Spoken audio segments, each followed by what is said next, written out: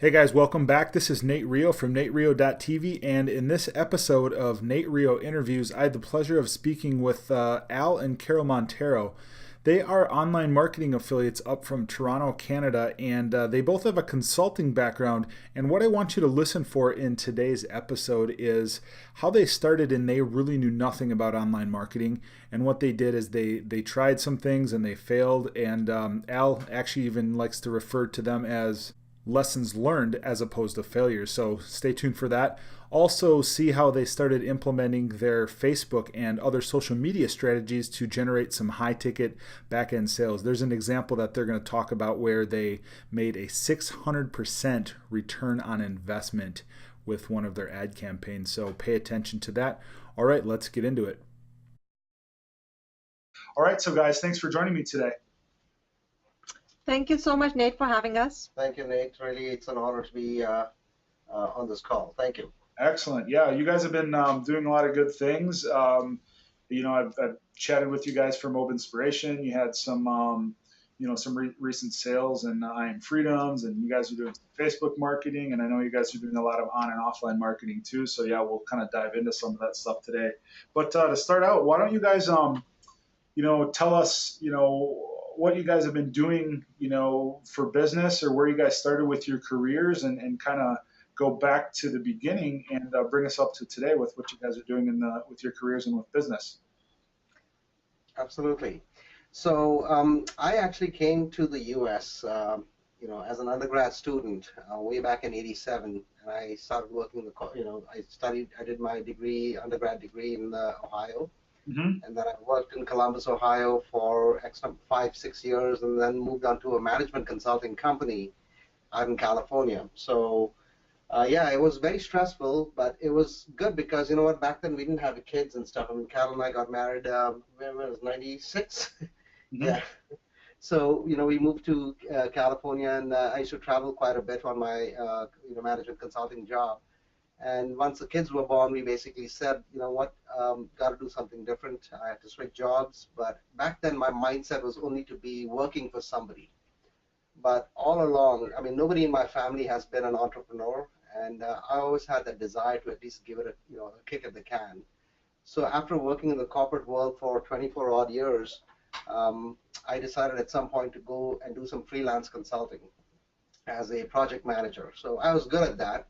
I could pretty much solve any project issues and be able to, put projects back on an even keel. That was my specialty, and that's, I guess, was written on my forehead to kind of rescue troubled projects. Yeah. Unfortunately, with doing that kind of a job, it also comes with a lot of stress. Sure. And when you get good at it, you get more of it. Yeah. So, long story short, I knew that there had to be something else, from a lifestyle perspective. That's not a lifestyle that I envisioned long term. Yes, it was paying the bills and it was, giving us a comfortable living.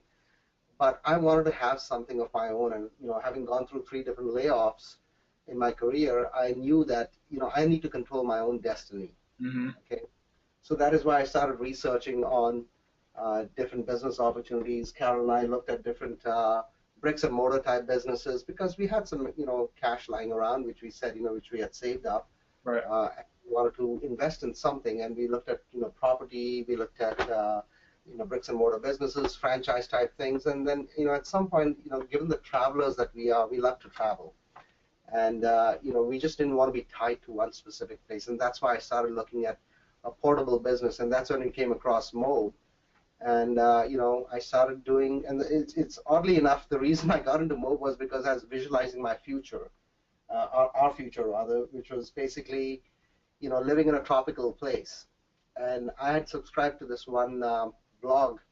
I'm not going to give the name of it, but at that blog there was an article that said, hey, so if you move to this tropical place, what is it that you're going to do? Right. If you don't speak the language or whatever, for me that was like the ideal retirement. I wanted to be a snowbird. I mean, at some point we did move back to Toronto, move up to Canada, Right. and I wanted to spend 6 months of the summer in Canada and 6 months in a tropical place.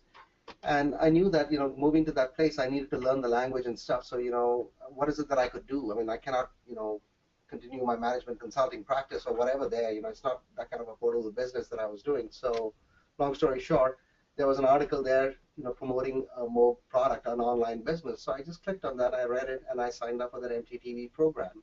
Yep. And once I started going through those 21 steps, I said, you know what? It was just one of those things that just kind of appealed to me. And I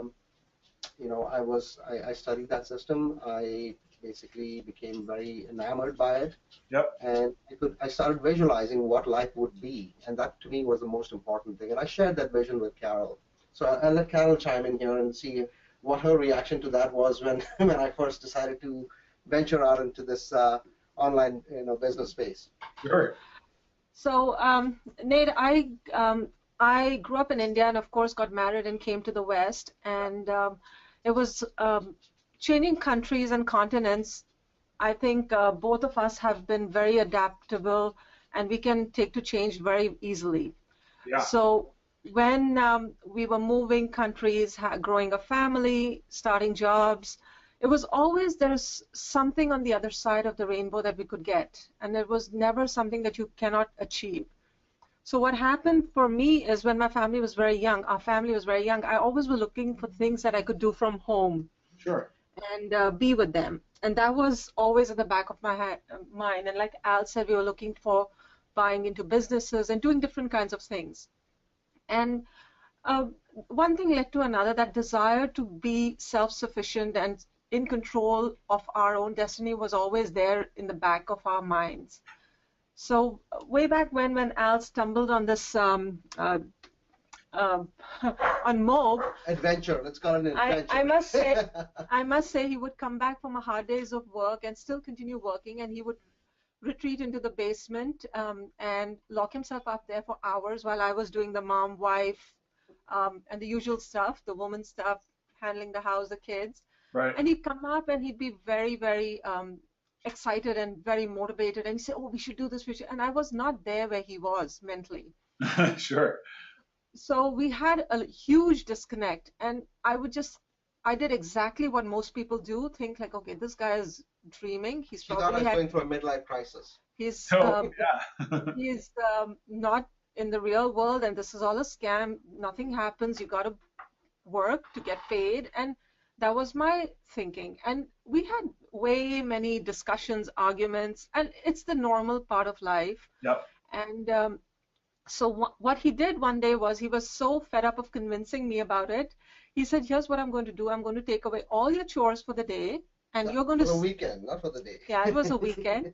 Nice. And he made me sit and do the 21 steps. So what he was doing all this while he was coming up and giving me snippets of what he learned was not enough to educate me. Yeah. He wasn't delivering it the way it should have been delivered. So I wasn't quite making it to where he was. So when I did those 21 steps, I'm going to fast forward because I don't want to bore you with the story, but it did open the possibility of the reality that, yeah, this can happen. Sure. Okay. And it's not all a myth, and if you're smart about it, you can make it happen. Now, during that time, I was also involved in the health and fitness industry, and there was a lot of pressure of me starting a coaching practice on that end. Okay. I wasn't totally into it, but I knew I could talk to people, and I had that kind of relationship with them. So that, coupled with what we learned with Mo, kind of got us going, and we said, like, yes, this is it. And what I'm going to really say, though, I did the 21 steps, but life slipped back into normalcy. Al doing his dreaming and studying while I was doing the house and stuff. Right. But really, really, really, what really turned around for me was my first Titanium live event. So right up till that, Great. yeah, the mastermind. Yep. So that was when I actually, now I would like to say here that Al, way before that, like almost 6 months before that, had just plunged and gone to the HBS. So he was supercharged and he was all with it. And I can't explain, you got to be at one of those events to understand what you come back with and how you come back with. You are a whole different person. Yeah. So he came back like that, and I said, like, what did this guy eat? Like, I mean, he is so charged on life. He was so happy, and there were so many dreams and aspirations, and he was talking things that were beyond my imagination. And so it was constant catch-up mode with this guy who was flying at the light speed of light. And so it was when we made our first, we went for our titanium, was when actually I, it's funny, I went there as a companion, and this is what he told me. He said, when we go there, Carol, I'll be busy with sessions, but you're free to go to the pool, by the beach, do whatever you want. Okay. And Okay. we'll connect. Sure. So, Nate, I don't need to say what happened from there, because I sat in for the first 10 minutes, I think, and thereafter we were like the first people in the room and the last people to leave, and it was just very, very exciting. So Al, for you then, was it one of those things where you kind of took action and you're just like, well, I'll take care of the details later. I'm just gonna make all these steps and then get her to a live event maybe, and then when she starts seeing what it's really all about, you just kind of let the message kind of take over. Was that kind of your plan, or did it just happen that way naturally? It just happened that way. I mean, because as a husband and wife couple, I mean, I have to obviously share what I'm doing. Exactly. And sometimes Yeah. as I relate with my spouse as I would be with somebody who's brand new, because she knows me inside out. She knows when I'm trying to make a sales pitch to her. Okay. Nice. And my intention was not to sell, but to kind of articulate my dream and my vision as to where I would see myself being, X years from now. So my way of kind of explaining to her, saying, I'm not doing a good job, so why don't you go through the 21 steps, try and understand, it'll all fall into place. And she did that. And for me also, it was not just a matter of just trying to watch the videos and the lessons and trying to learn about internet marketing. I've never done this before. I mean, for me, I came from a technical background. Yeah. And I used to be, like I said, managing complex projects for a living, and I was good at that. And at the same time, I also knew how to consult and speak to people to see the big picture. Right. So the big picture always used to be a corporate objective. Correct. Okay? Was it my own business? Okay. So that was a bit of a transition for me to kind of switching from actually setting a corporate objective to setting a business objective that was my own business. So long story short, I just went to the HBS in London. Even though I lived in Toronto, I just said this is the closest live event happening at the time when I was energized to do something. Yep. And this was in December 2014. I flew out to UK and to London and attended the HBS, and I said, yeah, this is real. There are people here. I met Matt. I met a bunch of other people. I met Shakir, Yep. and it was a fantastic event. It was really eye-opening for me, and I came back and I said, I can make this work. I know what I need to do. All I need to do is envision myself where I'm going to, because this formula has worked for us all along, which is where we visualize where we want to be, and the daily actions you take subconsciously impact your actions. So yes, I took massive action there, and I decided to go platinum at the HBS. Okay. And said, now there's some skin in the game. Let's make this work. Excellent. How much you hit on a good point there. How much of you use the phrase skin in the game, and I've actually personally used that a lot as well. And I don't know where I picked that up along the way, if it's I heard it from somewhere or just my own personal experience. But how important do you think that is? Not only with your Mo business, but I mean, how have you seen that elsewhere in business where once people make that investment, they're more apt to take action and actually make it work, the system work, instead of getting out of that employee mentality where it's like, oh, the system isn't working. Like how important is that, or what have you learned along the way with regards to that? I think it's very important, because you know what? You're absolutely right. I mean, I used to be an employee, and the mindset was always, hey, save some money for rainy days, because what if you're out of a job or whatever, right? Right. I mean, that's all cool. So you put that money away, and that's a smart thing to do if you're an employee. But at the same time, when you switch over to a business, right? Right. You got to change your mindset completely, which is to say, in order to make money, you need to spend money. Right. Okay? Because when you spend money, you're spending it for the right reasons. Okay? If it's to that takes you closer to your visual, your goal and your objective, then there should be no hesitation. But you need to kind of make that decision for yourself. Mm-hmm. And once you make that decision, in my mind, I think it's very important for people to realize that that's an investment that you've made in yourself and your business. Okay, so that's the cost of operating a business, that's the machinery, that's sunk cost. Treat that as sunk cost. Don't look at it from there on. From there on, it's almost like, okay, what is the money that you make going forward? How much are you increasing week over week, month over month, and how are you going to beat those targets every month? You know, that's how a businessman thinks, and that's the mindset shift that I had to go through. And there were times where there were voices in my head saying, am I doing the right thing? And you know what? Once you start seeing some success, it's just a matter of saying, you know, I made some decisions. Yes, some of them were not entirely optimal. They were, you know, but that's okay. I learned from that. And from there on, it's almost like, okay, you know, it doesn't matter. Yeah, I put some money into something. That particular ad campaign didn't quite work out the way I thought it would work out. It doesn't matter. The fact is that you did something to move the you know, metaphorical needle, you know, forward in the business. Right. Right. So once you do that and you start seeing results, I hate to use the word rinse and repeat. It's not just necessarily rinse and repeat. It's almost like, okay, you know, like coming from a consulting background, there's something called lessons learned, right? After everything that you do when you finish a project or whatever, you look back and say, what is it that you did right? And what is it that you could improve upon? Right. And what is it that you'll never ever do again? Yeah.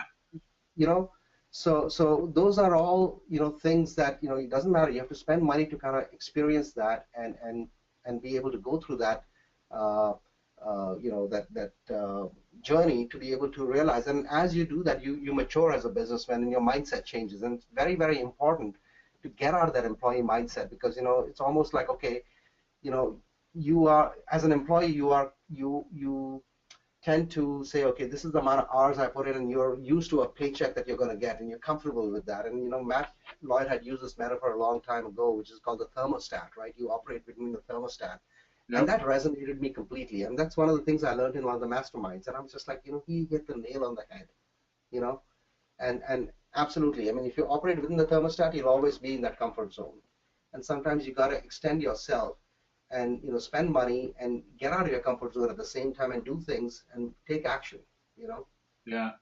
Yeah. The learning lesson of just taking action is so important. I was just on a training recently where they were talking about how millionaires, you know, and billionaires think, and how they're masters at taking action. And they use the guy leading the training was talking about on Shark Tank. If you know, even though it's in a controlled environment, you'll watch on Shark Tank and you'll watch how fast, you know, the sharks do the math, and then they're just like, they make a decision and they're always ready to pounce and to act. And I think that going from that employee mindset to being a business owner, and just being able to say yes or no, and not to waver in being able to keep moving forward, I think is really important. And I think that's something that you've gone through. It sounds like going through the process. You have to go through it. I mean, it's, you know, it's you're absolutely right. It's not something that can be taught. You have to experience it. Yeah, yeah. Unfortunately, there are some people who will, you know, they get into the business with the wrong mindset, and they are like, okay, I signed up for this yesterday. I've not made any money,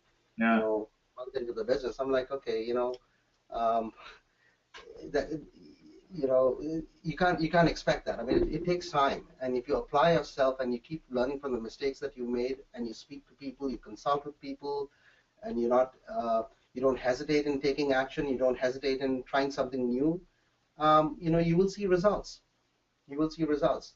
Yeah, that's right. Now, Carol, you had mentioned before that you know, you were looking at some of the things that you've learned then, now going to the masterminds and, you know, networking with some other business owners, some things that you can take back and you know, help with the kind of the health and fitness aspect of what you're doing with business. What are some of the things that you learned just going through your Mo business and learning with the education and marketing and advertisement and whatnot? How could you know, what have you learned that you can implement in an outside business?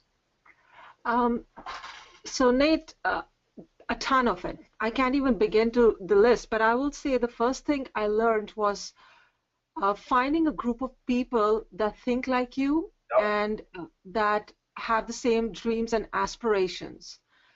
So I did an exercise for myself a while ago as to all our friends and what they aspire for in life and where they are and where we want to be.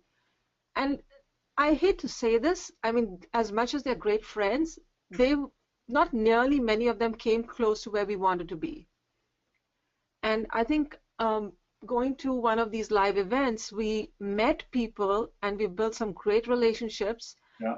And they have pulled us to where we want to be, closer, just by, like they say that phrase, you're the average of the 5 people you hang with, right? So that's one big thing. And what it also taught me was the incredible speakers that come to these live events.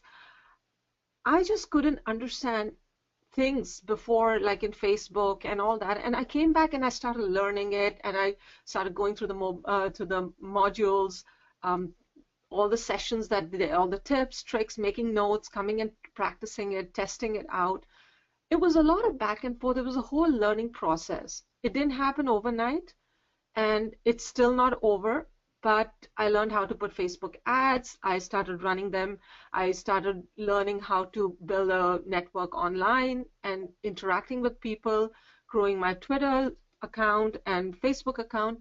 I also started dabbling in all social media over there. And last year I was home for a bit, and Periscope was on. And I said, wow, this is very exciting. And I started doing that daily, and I got quite a bit of following and a couple of leads from there. And so live streaming became a very important piece of our marketing as well, because now people could connect with us and see us as real people. So I think all of that I wouldn't have done if I hadn't come and heard people and listened to all the examples and seen what people do and all the speakers and just the incredible knowledge that comes out of all those masterminds. Yeah, I did.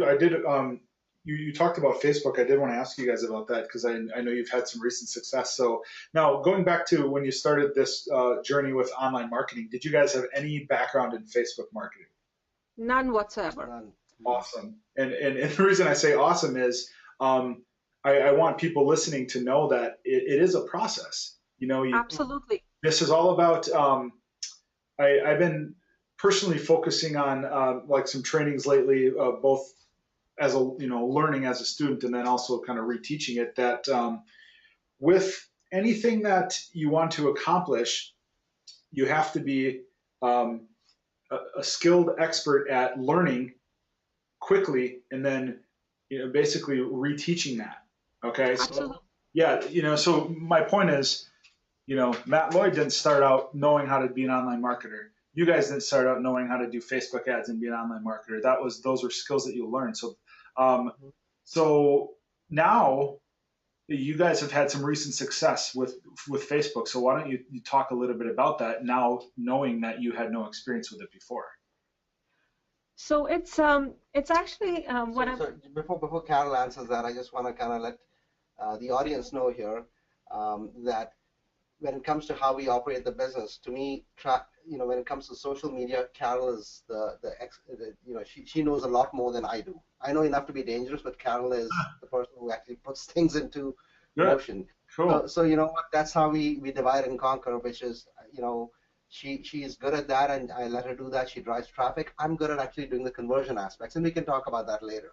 Cool. Okay. Excellent.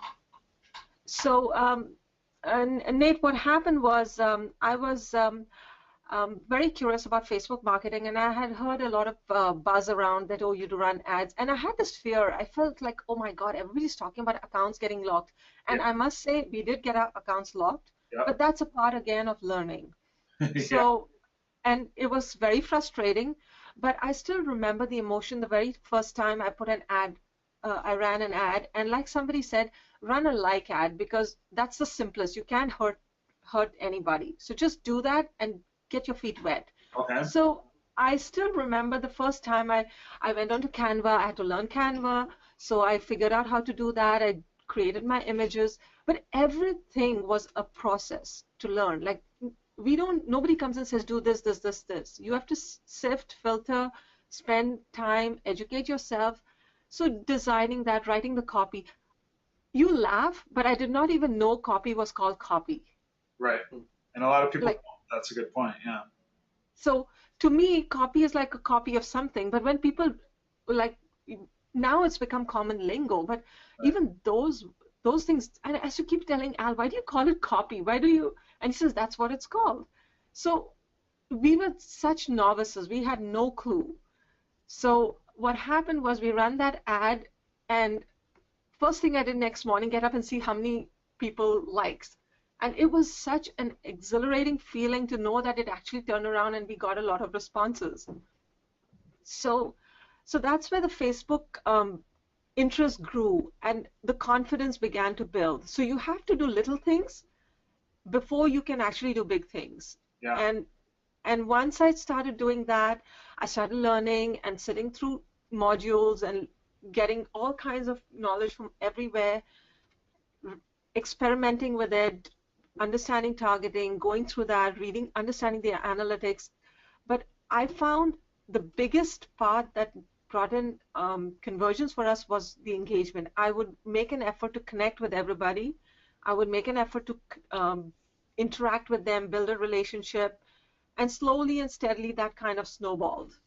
So we began to target people in our on our email list, in our LinkedIn profile. Like Al had a very strong LinkedIn profile, so we imported people from there. And so we use all of these channels and networks to market.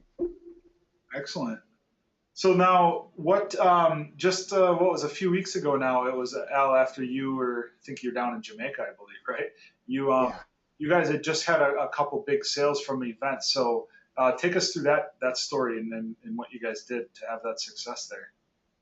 Sure, sure. So we knew that we have an I Am Freedom workshop happening in our backyard, Okay, and that was in Toronto there.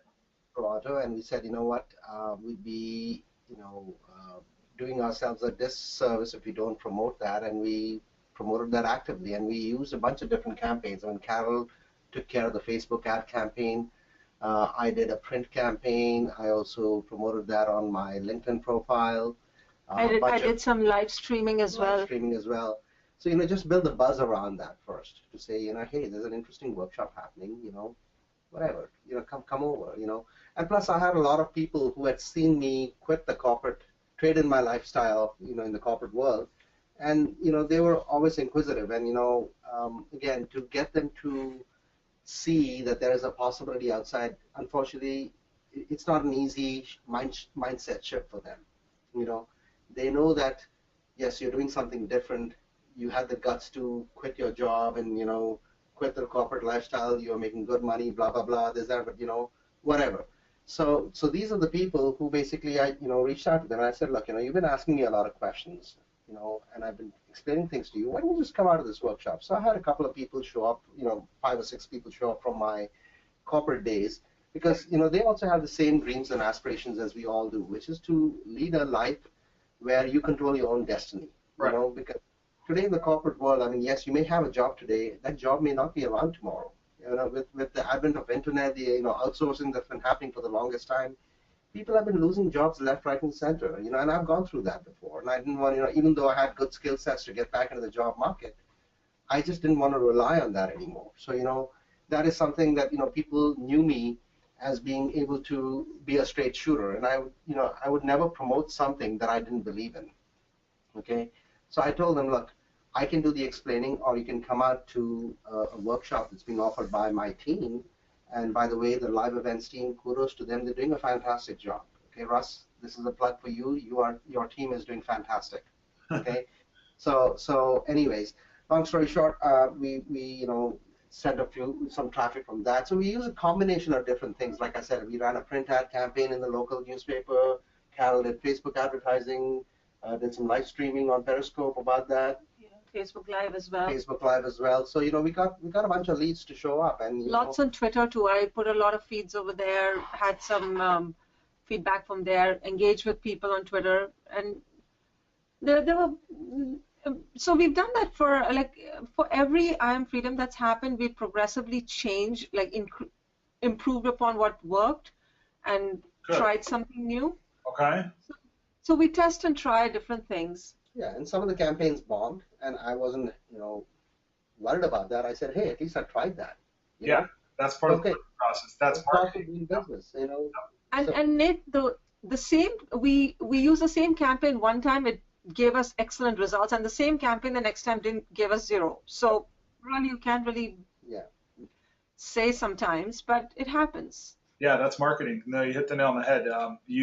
There have been many studies on that exact thing where, yeah, they'll try a campaign once and it won't work, and then they'll try it again in a different industry and it'll work, and it doesn't make any sense. It's Yeah.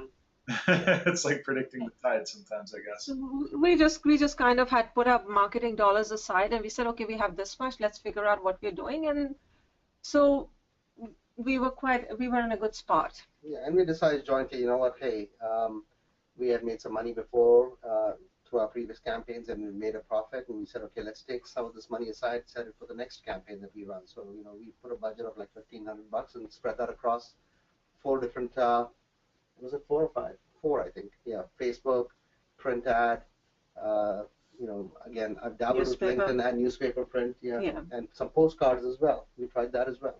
So how did you fare then on that campaign? How did that all turn out? On the $1,500 spend, we ended up getting 2 MLRs and 2 titaniums as a result of that. So, you know, on the $1,500 spend, yeah, $9,100 return. That's, I would think that, you know, a lot of businesses would be envious of that kind of return, right? Yeah, absolutely. So no, that's good.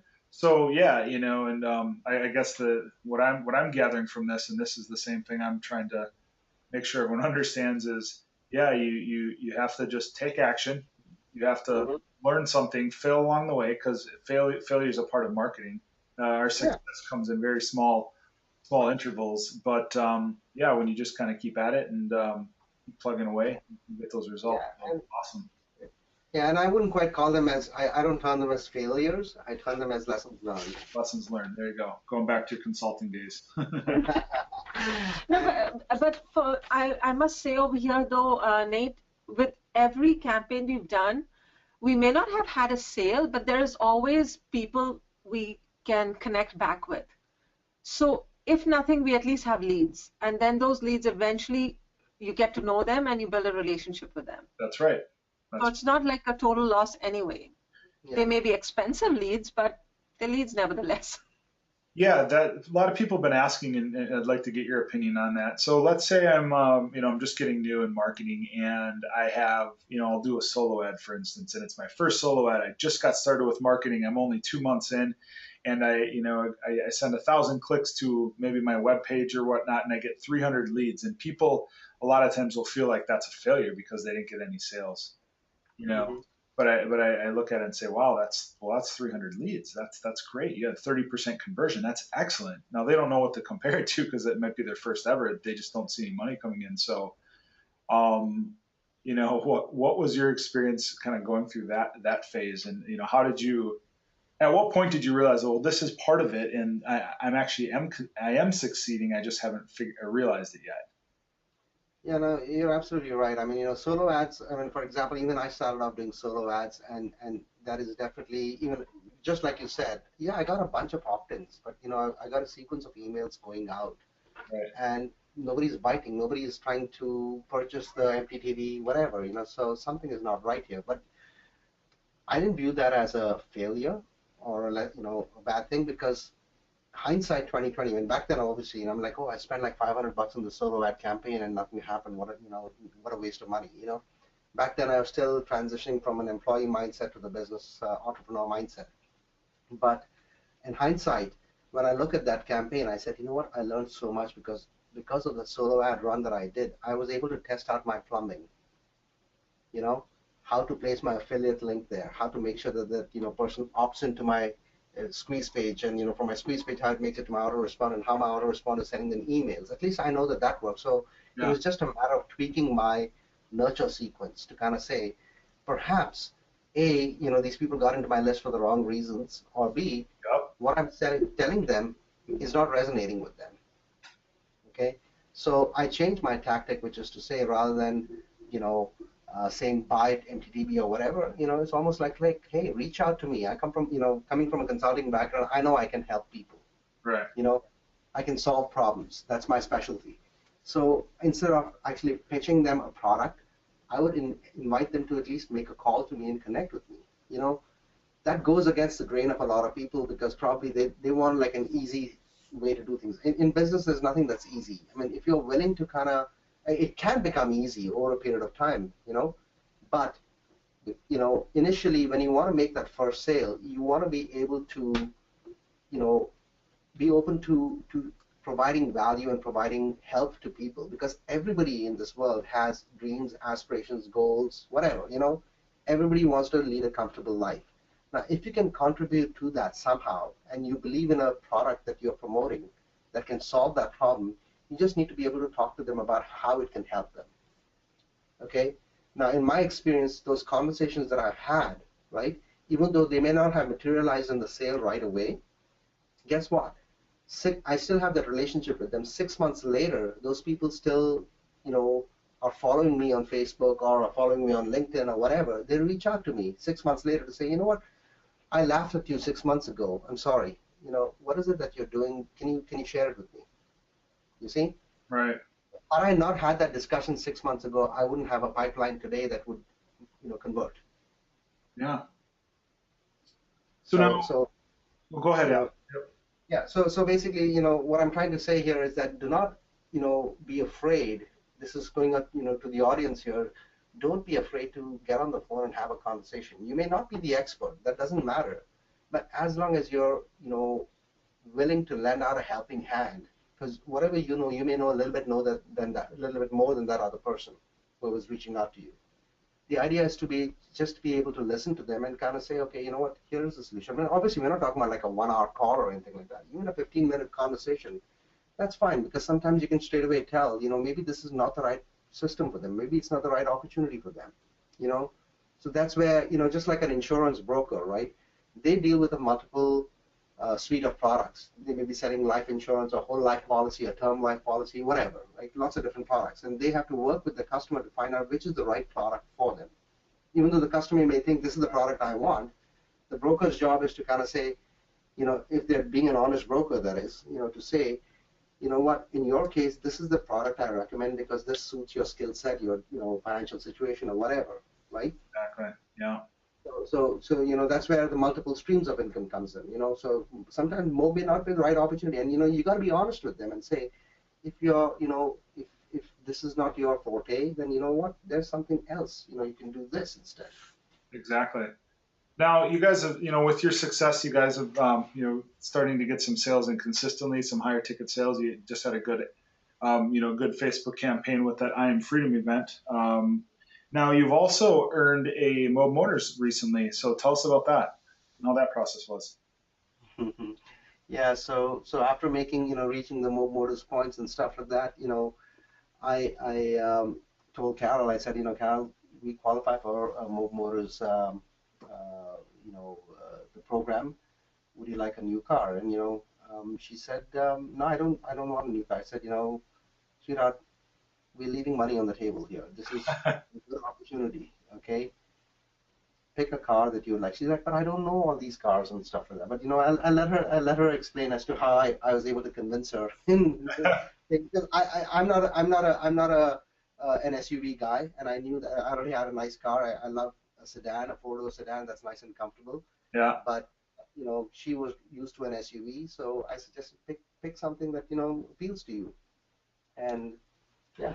So, Nate, so this is how it happened. I think Al just got notified saying that, hey, we qualify for Mob Motors via email or something like that. It wasn't even something that we were planning for. Right. And then when it came by, it kind of just triggered a thought, and then he got all excited. And guys and cars, he didn't want to get rid of his sedan, so he tried to get me to convinced me. It's like, oh, you need a better car and you need this. And I said, why is he suddenly talking about cars? So it was kind of funny. But then when we started exploring and the kids got involved and we started checking out all the cars and stuff, and we liked the Porsche, and we said, okay, fine, let's make that happen. So that's how it kind of rolled into our lap. So now I have this nice ride and a fabulous music system, so it's really great. That's good. You got to have a good music system.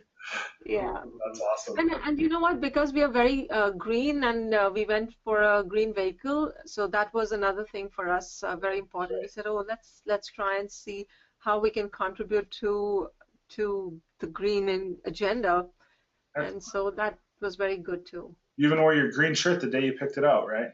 I know, but maybe that's because I like that color. Very nice. So is that a hybrid then, or I don't recall from the video. Yeah, it's actually an e-hybrid, and Okay. basically you plug it in overnight, and it Oh, charges the battery, and wow. it gives you the first 24 kilometers. In Canada we say kilometers, Yep. but yeah, it gives you the first 24 kilometers on total battery power. Oh, So wow. our the way we drive it, our gas never gets used, unfortunately, Yeah, unless we're going on long drives. yeah. The only thing I have that the car's seats don't get heated right away in the winters. Oh, yeah. Oh, I know. We in the north, we have to deal with that, right? So things that we have to Yeah. think about, right? Well, that's I know awesome. it's a great addition to the to our little fleet. And just to kind of add further to that, I mean, you know what? I never thought of it as a marketing asset, to be honest with you. I mean, yes, we did it because we qualified for it, but when Matt had asked that in order to qualify for it, or at least Mope suggests that you need to do a branding video and all that stuff. Right. Okay, that's an expense. That's when I thought about it. I said, you know what? Yeah, I know what Matt is trying to do here, which is basically use that as a marketing asset because this is your own asset that you can use. And as a result of that, that's one of the reasons a lot of the people in my corporate circle started saying this Al character is doing something right. I need to get in touch with them.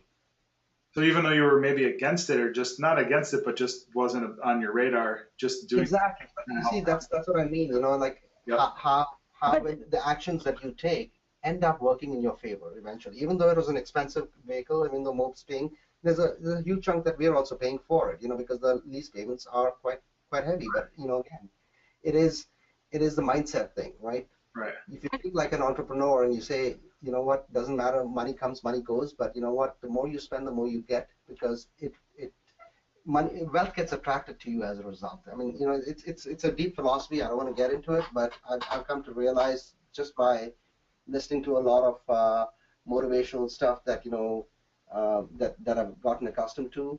I completely believe in it now. Excellent. Well, it's a good story. I'm glad I got to hear the background about that. So, yeah, what's I I'd go ahead. just like to add over here, Nate, really quick, saying that um, even though this was not a part of a module, Yep.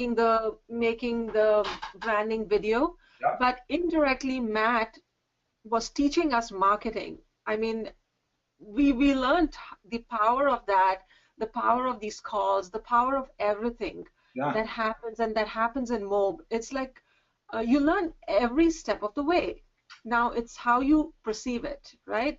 Mm-hmm. To us, that was a great learning experience. Like, okay, leverage every win, and it'll come, more wins will come. And so that's I think that was a very, very valuable lesson we got from all Yeah, that.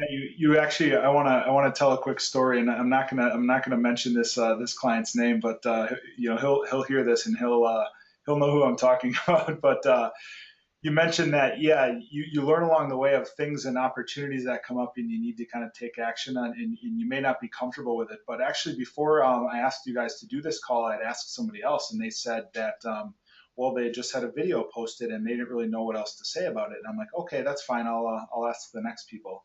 And I don't know what if this person realized the opportunity that was passed up, but I'm sure I'll catch him next time.